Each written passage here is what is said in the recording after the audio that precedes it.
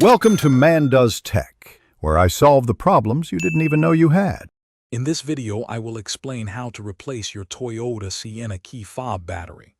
First, identify your specific key fob model, as there are a few variations. Next, gather your essential tools, a small flathead screwdriver and a fresh CR2032 coin cell battery. Having a clean, well-lit area will make this process much easier and prevent losing any small parts. This simple DIY task can save you time and money compared to a dealership visit. Now, let's open the key fob. Begin by sliding out the physical emergency key. This often reveals a small opening. Next, look for a tiny notch or seam along the edge of the key fob's plastic casing. Carefully insert your small flathead screwdriver into this notch. With a gentle twisting motion, you can separate the two halves of the key fob. Be careful not to apply too much force to avoid damaging the plastic. With the key fob open, you'll see the old battery. Before removing it, take a quick mental note or even a picture of which side, usually the positive side, is facing up.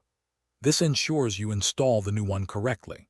Gently pry out the old CR2032 coin cell battery using your screwdriver.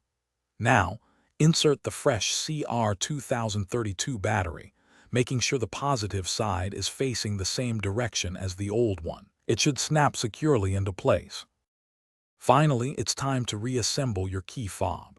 Carefully align the two halves of the casing, ensuring all components are properly seated.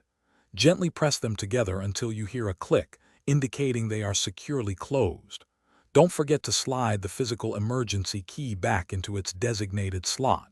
Test your key fob immediately to ensure it locks and unlocks your Sienna. If it doesn't work, double-check the battery orientation. Also, check the description for a link to little trees, black ice, and other great deals. Thanks for watching. If you found this helpful, don't forget to like and subscribe.